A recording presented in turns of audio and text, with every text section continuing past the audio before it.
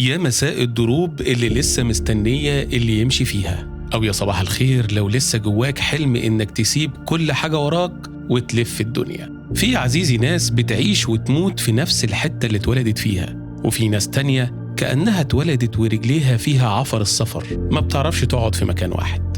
بطل حكايتنا النهاردة واحد من الناس دي، يمكن يكون هو أميرهم كلهم. تخيل معايا شاب عنده يدوب 21 سنة يقرر يسيب أهله وبلده طنجة في المغرب ويطلع في رحلة لوحده على ظهر حمار. هدفه كان بسيط وواضح، إنه يروح يحج في مكة المكرمة. رحلة ممكن تاخد 1.5 سنة ويرجع. بس الشاب ده اللي اسمه محمد ابن عبد الله اللواتي الطنجي الشهير بابن بطوطة، قلبه كان أكبر من مجرد حجة، قلبه كان عايز يشوف الدنيا كلها.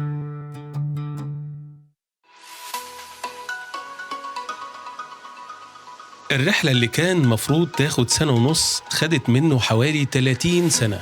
30 سنة من اللف والدوران في بلاد الله الواسعة، قطع فيها أكتر من 120 ألف كيلو متر، وزار أكتر من 40 دولة بمقاييس دلوقتي. النهاردة في نسمة صوت هنفتح صفحات واحد من أعظم كتب الرحلات في التاريخ، تحفة النظار في غرائب الأمصار وعجائب الأسفار.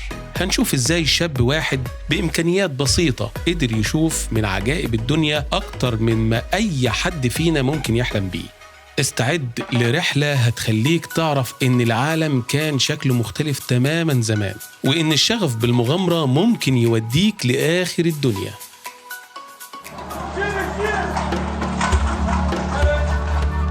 حكايتنا بتبدأ سنة 1325 لما ابن بطوطة ودع أهله في طنجة وطلع في رحلته.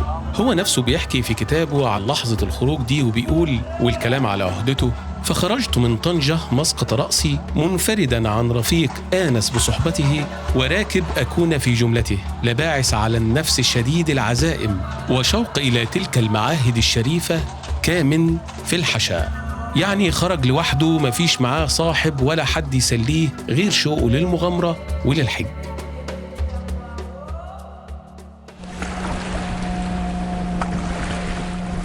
عدى على الجزائر وتونس وطرابلس لغاية ما وصل لأول محطة كبيرة ومهمة في رحلته، مصر أم الدنيا. ابن بطوطة انبهر بعظمة مصر، زار الإسكندرية ووصف منارتها العظيمة، وبعدين راح القاهرة اللي وصفها وصف يخليك تشوفها بعينه. بيقول عنها: هي أم البلاد وقرارة فرعون ذي الأوتاد، ذات الأقاليم العريضة والبلاد الأريضة، المتناهية في كثرة العمارة، المتباهية بالحسن والنضارة.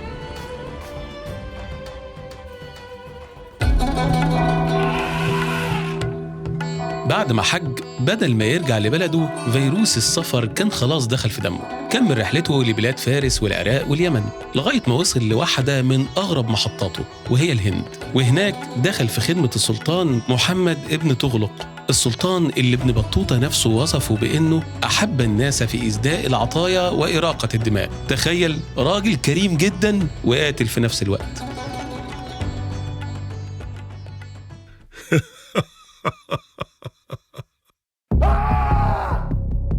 ابن بطوطة بذكائه وعلمه قدر يتقرب من السلطان، فالسلطان عجبه وعينه قاضي على دلهي. تخيل شاب مغربي غريب بقى هو قاضي القضاة في واحدة من أكبر مدن العالم وقتها. ابن بطوطة عاش في عز ونعيم، بس في نفس الوقت كان عايش في رعب. بيحكي عن السلطان وبيقول: وكان مع هذا كله أشد الناس تواضعا وأكثرهم إظهارا للحق والعدل، غير أن ما غلب عليه من الكرم حتى فاق كل من قبله، والجبروت حتى صار يقتل على الصغيرة والكبيرة، حتى قل يوما يمضي وباب داره لا يرى عليه إنسانا مقتول. يعني باب القصر كل يوم عليه واحد مقتول.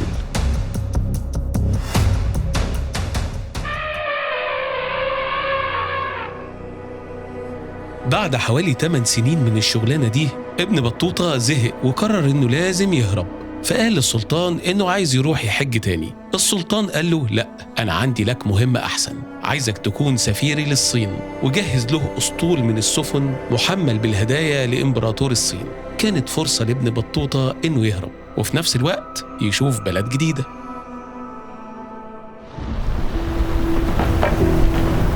بس رحلته للصين كانت كابوس. الأسطول بتاعه اتعرض لعاصفة واتدمر، وكل الهدايا غرقت، وهو نفسه نجا بحياته بأعجوبة. فضل تايه فترة واشتغل مع قراصنة واتسرق. شاف الويل، بس إصراره على إنه يوصل الصين كان أقوى.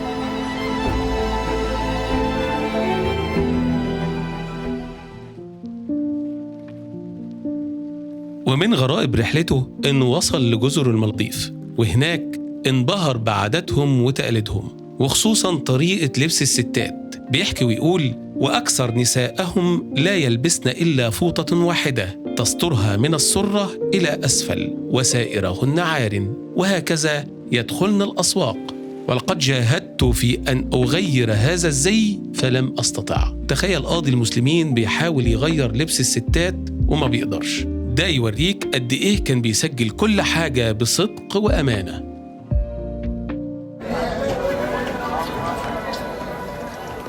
وفي الآخر قدر يوصل للصين، وهناك انبهر بعظمة المدن الصينية وبدقة الصناعات بتاعتهم زي الحرير والخزف. بس في نفس الوقت كان حاسس بغربة جديدة. شاف عادات وتقاليد مختلفة تماماً عن العالم الإسلامي. هو نفسه قال: وكانت الصين مع ما بها من الحسن لا تروقني، بل يضيق صدري بها لغلبة الكفر عليها. فكنت كلما خرجت من منزلي أرى المنكرات فيغمني ذلك.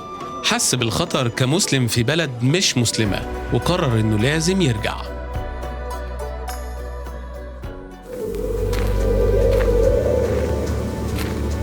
بعد ما رجع لبلده المغرب، تفتكر إنه قعد واستريح؟ لا يا صاحبي، فيروس السفر نده عليه تاني. عمل رحلتين تانيين مهمين جدا، رحلة للأندلس ورحلة عبر الصحراء الكبرى لغاية مملكة مالي في غرب أفريقيا. وهناك شاف عجايب تانية خالص. شاف ثراء ملوك مالي اللي كانوا بيتاجروا في الذهب، وشاف عادات وتقاليد غريبة جدا عند أهلها.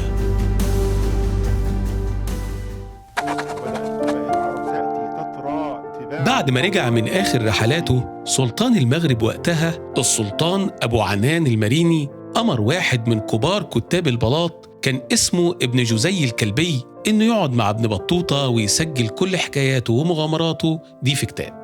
ولولا ابن جزي كانت كل القصص العجيبة دي ممكن تضيع وتتنسي. والكتاب ده هو اللي اتعرف باسم تحفة النظار في غرائب الأمصار وعجائب الأصفار، وبقى واحد من أهم كنوز الأدب الجغرافي في العالم. طب إيه أهمية رحلة ابن بطوطة دي؟ وليه كتابه ده يعتبر كنز؟ توثيق تاريخي. ابن بطوطة كان شاهد عيان على أحداث وشعوب وحضارات في القرن ال14. وصفه لبعض المناطق زي غرب أفريقيا وجزر المالديف يعتبر هو المصدر التاريخي الوحيد تقريباً اللي عندنا عن الفترة دي. الكتاب مش مجرد وصف جغرافي، ده مليان بملاحظات إنسانية واجتماعية ذكية عن عادات الناس وطباعهم وأديانهم وأكلهم. بيورينا صورة بانورامية للعالم في العصور الوسطى. كمان دايماً بيقارنوا بين ابن بطوطة والرحالة الإيطالي ماركو بولو. الحقيقة إن ابن بطوطة سافر مسافات أكبر بكتير، حوالي 3 أضعاف، وزار أماكن أكتر، وقدم وصف تفصيلي ومتنوع أكتر بكتير من ماركو بولو. بس للأسف شهرة ماركو بولو في الغرب أكبر. وفي الآخر يا عزيزي، بعد الرحلة المذهلة دي مع أمير الرحالين ابن بطوطة، بنكتشف إن الراجل ده ما كانش مجرد سواح، ده كان عالم وقاضي ودبلوماسي ومؤرخ ومغامر، كل دول في بني آدم واحد. قصته بتورينا إن الشغف والفضول ممكن يخلوا الإنسان يعمل حاجات خارقة. عشان كده أنا مش هحكي لك كل مغامراته، مش هقول لك حكاياته مع ملك المالديف اللي جوزه بنته غصب عنه، ولا قصته لما اتقبض عليه في الهند بتهمة التآمر على السلطان. لا، أنا هسيبك أنت تروح تدور على الكنز ده بنفسك. اقرأ رحلة ابن بطوطة وسافر معاه بخيالك، وشوف بعيونه العالم زي ما كان من 700 سنة. أوعدك إنها هتكون واحدة من أمتع الرحلات في حياتك.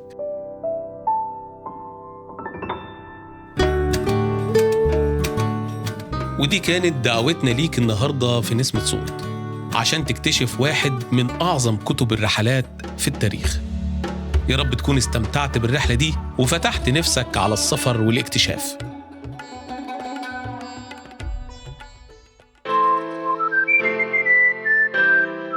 ولغاية ما نتقابل في حلقة جاية وقصة جديدة من حكايات التاريخ اللي بتورينا إن العالم كتاب، واللي ما بيسافرش بيقرأ صفحة واحدة بس منه. بنقول لك سافر، اكتشف، اتعلم، وخلي دايما جواك روح ابن بطوطة. يا رب يومك كله مغامرات ممتعة وكل لياليك بهجة وفرح وسعادة.